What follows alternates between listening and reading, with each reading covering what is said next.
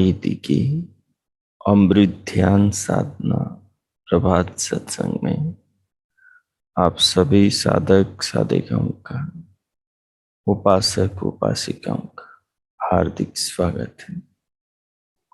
आइए पूर्व की भांति आज के ब्रह्म मुहूर्त में, आज की ब्रह्म वेला में भी हम उन महान प्रभु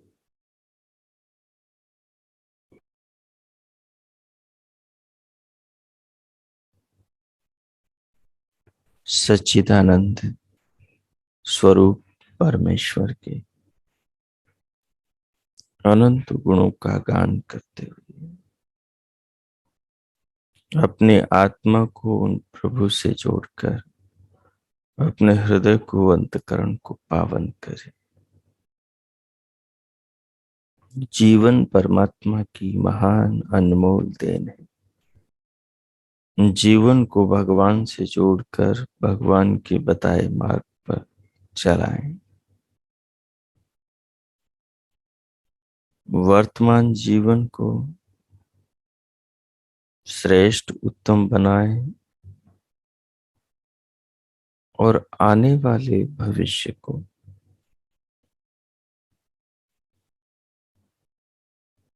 वेदानुसार पुरुषार्थ करके उत्तम श्रेष्ठ बनाएं। क्योंकि जीवन में जो है, पीछे मिला है, वर्तमान में है और जो आगे मिलेगा, वो सब हमारे ही कर्मों का फल है। जो हमने किया है, जो हम कर रहे हैं और जो हम करेंगे, वही लौटकर हमें मिलेगा। तो क्या अपने को चाहिए, वो सोचकर हम वर्तमान में कर्म करें।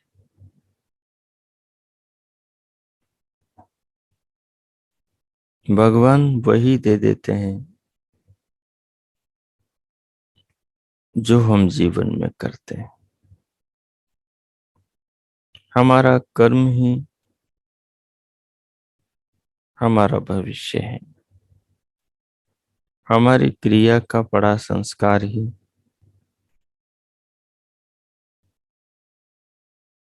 हमें आगे वातावरण प्राप्त कराता है।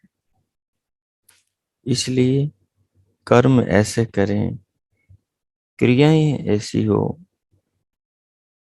ज्ञानेंद्रियों से हो, कर्मेंद्रियों से हो, वो धर्म पूर्वक हो, ज्ञान पूर्वक हो, शास्त्र पूर्वक हो, आत्मा की नजर में श्रेष्ठ और उत्तम हो। तो फिर हम उस दिशा में चल पड़े। फिर हमें मलाल, फिर हम पश्चाताप नहीं होगा। क्योंकि जो भी कर्म आएगा वो निकलेगा हमारे हाथों से। बिना हमारे हाथ और हमारे मन के कोई कर्म हो नहीं सकता। या तो बाहर हाथों से गुजरेगा या फिर हमारे मन से गुजरेगा। या तो मानसिक होगा या शारीरिक होगा या वाचनिक होगा। लेकिन ऐसा नहीं होगा कि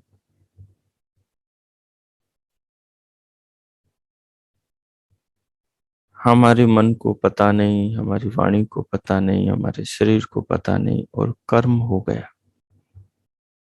तब तो हमारे साथ में अन्याय हुआ ऐसा माना जा सकता है। लेकिन कर्म बिना क्रिया के, बिना करे, बिना सोचे, बिना विचारे तो होता ही नहीं। इसलिए फल हमारी इच्छा के अनुसार होता है, क्योंकि कर्म हमारी इच्छा के अनुसार हो। सो आई जीवन में इस बिंदु पर विचार करें। भगवान ने जो संसार में हमें प्रदान किया जीवन, इस जीवन को देखकर विचार करें कि पीछे के कर्म कितने अच्छे रहे होंगे।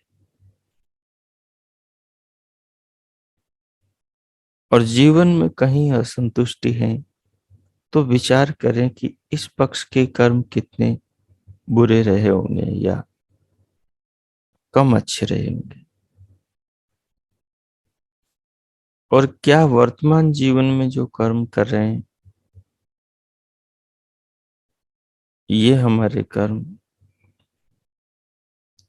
अगले जीवन में हमें क्या दे सकते हैं। क्योंकि कर्म का जो पड़ा संस्कार है, वही संस्कार अगले संसार का निर्माण करता है। तो बहुत बारीकी से इस बिंदु पर विचार करेंगे, पूरी प्रक्रिया पूर्ववत रहेगी। जिस किसी आलथी पालथी में आप बैठे हैं, उसे व्यवस्थित कर लें। अपने आसन को, अपने शरीर को सीधा रखें, सहज कर लें। हथेलियों को गोद में, नेत्रों को बंद रखते हुए पलकों को ढीला छोड़ दें। सिर से पांव तक के शरीर को सहज शिथिल करें, अपने हाल पे छोड़ दें। किसी शरीर के अंग में, अवयव में, उसकी मांसपेशियों पर कोई दबाव, कोई बिछाव प्रयत्न बिल्कुल ना हो। सबको अपने हाल में छोड़ दें। तदुपरांत धीरे धीरे बाहर से भीतर श्वास को लें, प्राणों को खींचें। प्राण परमात्मा का प्रेम है, इस भाव को भीतर रखें। प्राणों के साथ, श्वास के साथ सिर से पांव तक के शरीर को और उसके अंगों को भी परमात्मा से जोड़ें। जैसे श्वास को हमने परमात्मा से जोड़ लिया कि ये परमात्मा का प्रेम है, परमात्मा की करुणा है, परमात्मा की दया है हम पर, कि हर बार नई नूतन श्वास में प्रभु दे रहे हैं इस जीवन की बगिया को हरी भरी बनाए रखने के लिए, इस जीवन को जीवंत, इस आत्मा को शरीर में बिठाए रखने के लिए। जिस दिन श्वास बंद, उस दिन आत्मा शरीर के बाहर, उस दिन शरीर भी किसी काम का नहीं। तो ये प्रभु की कृपा है कि श्वास आ रही, श्वास आती रहे। अगर मस्तिष्क में, खोपड़ी में कोई चोट लग जाए, कोई बीमारी हो जाए तो जीवन खत्म।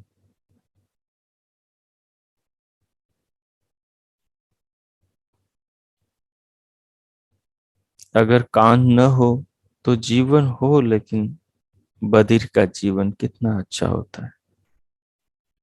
जीवन हो और दोनों आंखें न हो, जीवन हो और दो होठ न हो, जिह्वा न हो, आवाज न हो, जीवन हो बचपन से दो हाथ न हो, जीवन हो दो पाँव न हो। सोचो फिर जीवन कैसा हुआ। लेकिन हमारे पास जीवन है, सब अंग पूरे पूरे हैं। ये हमारा सौभाग्य है। इन अंगों का बड़ा महत्व है। हर अंग शरीर का अनमोल है, अनमोल है। श्वास के सहारे शरीर को अनुभव करें, इन अवयवों पर विचार करें। जो जिस अवयव से अंग से जितने बुरे कर्म करता है उसको वैसा वो अंग वो शरीर मिलता है। जो जितने बढ़िया कर्म करता है उसको उतना अच्छा। हमने अपने लिए आगे क्या बोया है, क्या जमा किया है, उस पर हम विचार करें। ये सतर्कता है, ये सावधानी है, ये चेतावनी है, ये जागरूकता लाने वाला विषय है। तो श्वास को लेते हुए, श्वास को प्रभु से जोड़कर, शरीर के अवयवों को प्रभु से जोड़कर, दिव्य नाद सुनते, दिव्य प्रकाश देखते हुए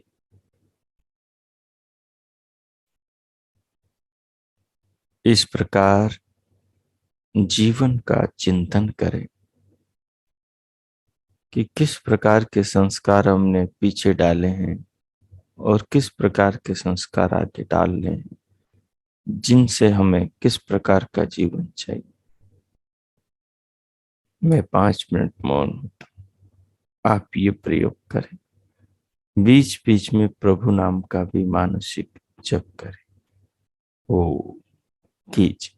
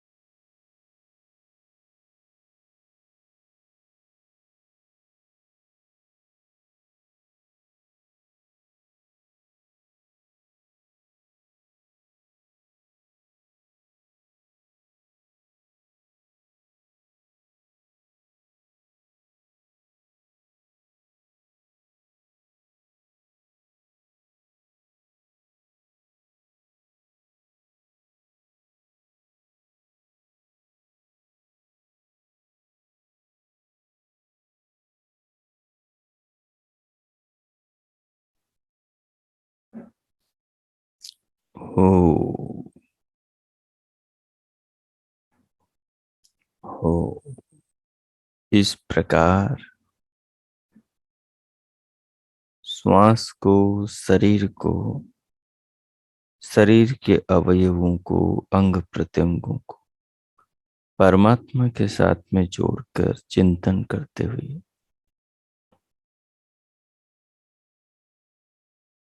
कि पिछले जीवन में हमने कैसे कर्म किए होंगे, जिनके फलस्वरूप ये वर्तमान जीवन हमें मिला है। ये जीवन और भी अच्छा हो सकता था, अच्छे से अच्छा हो सकता था, ऋषि मुनियों जैसा हो सकता था, और ये जीवन और भी बुरा हो सकता था। ये जीवन नीच मनुष्यों के जैसा हो सकता था, झूठे मनुष्यों के, पापियों के जैसा हो सकता था। ये जीवन अत्यंत घृणित और पाप अपराध करने वाला हो सकता था। तो ये जीवन महान महर्षियों की तरह बहुत ऊंचे स्तर पर जीवन को जीने वाला भी हो सकता था। लेकिन आज हम जिस स्थिति में हैं, ये जीवन ऐसा है तो किन कर्मों के कारण है? क्योंकि भगवान तो वही देता है जो हम करते हैं। और कर्म के तीन ही मार्ग हैं: मन, वाणी और शरीर। इनसे किए हुए कर्मों के फल हमें लौट कर मिल जाते हैं। तो इस पर सोचें, विचारें कि अगला जो जीवन मिलेगा वो मन से किए हुए कर्मों के अनुसार, वाणी से किए कर्मों के अनुसार, शरीर से किए कर्मों के अनुसार मिलेगा। ये मन के कर्म, वाणी के कर्म और शरीर के कर्म अच्छे और बुरे हो सकते हैं। हो सकता है हमारे पिछले जन्म के तो कर्म ठीक ही हो, लेकिन इस जन्म में हमने मन को, वाणी को, शरीर को बिगाड़ लिया हो। आलस्य, प्रमाद के कारण, गलत लोगों की संगत के कारण बिगाड़ लिया हो। वर्तमान में जो हमें मिल रहा है वो भी मन, वाणी और शरीर का भी फल है। अगर हम शास्त्रों को पढ़ें और जीवन को समझदारी पूर्वक जिएं तो हमारे किसी से झगड़े नहीं होंगे, हमारा किसी से राग द्वेष नहीं होगा, हमारा किसी से मनमुटाव नहीं होगा, हम बात बात पर तनाव में नहीं आ जाएंगे, हम अशांत और चिड़चिड़े नहीं होंगे, हमारा लोगों से कलह नहीं होगा, लोग हमें बुरी दृष्टि से नहीं देखेंगे, हमसे बच के नहीं निकलेंगे, हमारी निंदा आलोचना नहीं करेंगे। हम यदि वर्तमान वाणी के, मन के और शरीर के कर्मों को सुधार ले तो भगवान तो हमारी मदद कर चुके हैं। वो हमें अपने वेद में ज्ञान दे चुके हैं। उस ज्ञान को हमें जीवन में चरितार्थ करना है, उसका फल पाने के लिए। तो हम वर्तमान मन को, वाणी को और शारीरिक कर्म को, जो शरीर के अंगों से करे जाते, इनको यदि ज्ञान पूर्वक सुधार लें तो हमें तत्काल में, वर्तमान जीवन में आगे पदे पदे अच्छे परिणाम, अच्छे फल, अच्छे पल देखने को मिलेंगे।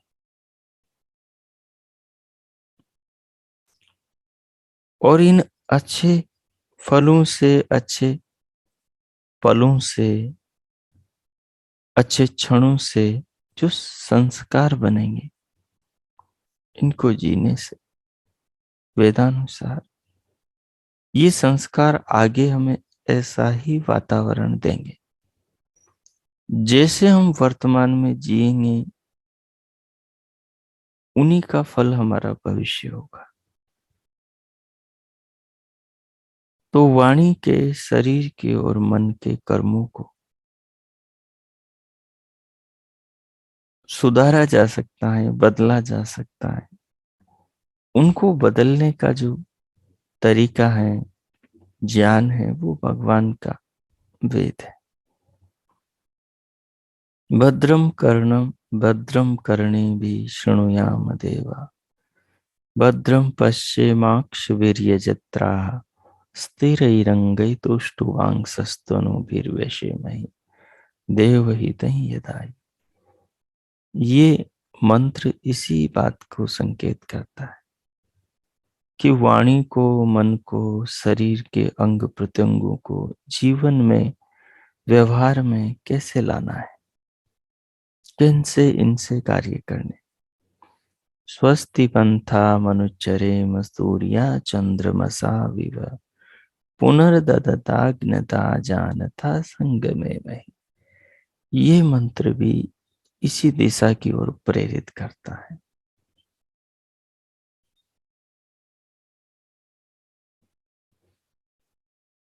हमें क्या चाहिए भविष्य में, वो हम वर्तमान में करें। अगर हमें ऋषियों की तरह बनना है तो हम वर्तमान में अपने आप को ऋषि बनाए, ऋषिका बनाए। हमें अगले जन्म में धर्मात्मा बनना है तो हम वर्तमान जीवन में धर्म पूर्वक जिए। हमें धर्म कंठस्थ होना चाहिए, हमें धर्म का ज्ञान होना चाहिए, हमें धर्म की परिभाषाओं का बोध होना चाहिए। धर्म किसे कहते हैं? अगर हमें राजा बनना है अगले जीवन में, तो हमें वो संस्कार अपने भीतर डालने चाहिए। तो फिर हमें राजनीति के ग्रंथों का अध्ययन करना चाहिए। अगर हमें अगले जन्म में योगी बनना है, मुक्ति पाना है, तो फिर मुक्ति के ग्रंथों का रात दिन अध्ययन करना चाहिए, उन्हीं का चिंतन मनन करना चाहिए। और मुक्ति पाने वाले, मुक्ति के शास्त्र, मुक्ति चाहने वाले को जैसा उपदेश करते हैं, हमें जीवन को पदे पदे वैसा जीना चाहिए।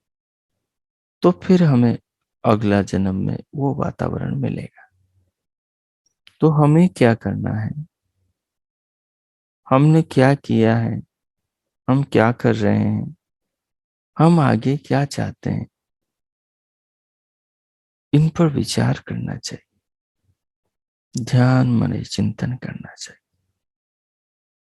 तो आगे 2-5 मिनट तक फिर से आप इस पर विचार करें कि आपको अगले जीवन में क्या क्या चाहिए, और उसके लिए अब आप क्या क्या करेंगे, करना चाहिए आपको। मैं मौन होता हूं, फिर से इस पर आप ध्यान में चिंतन करें। जीवन निर्माण का ये ध्यान अभ्यास है। जीवन का निर्माण कैसे किया जाता है, उसके लिए आप पूर्व की भूमिका, मानसिक स्थिति इस प्रयोग के जरिए बनाएंगे। कीजिए। पुनः मैं मौन होता हूं। हो 4-5 मिनट ये प्रयोग फिर से करें।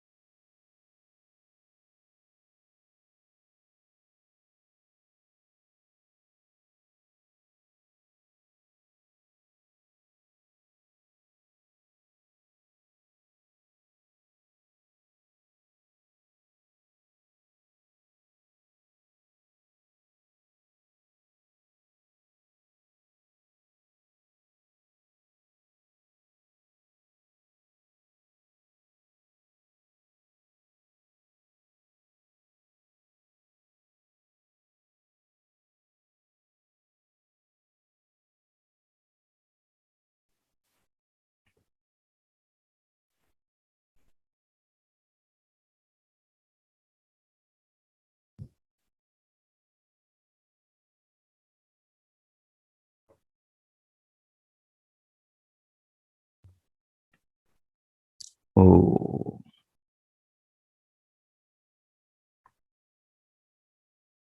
ओ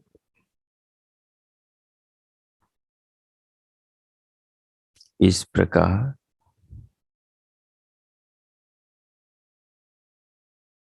कर्म और कर्म के फल के विषय में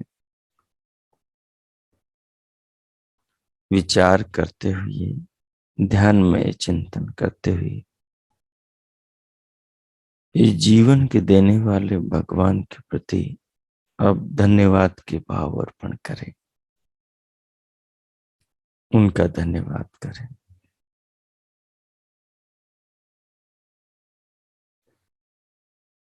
और अपने संकल्प के साकार के लिए परमात्मा से प्रार्थना करें।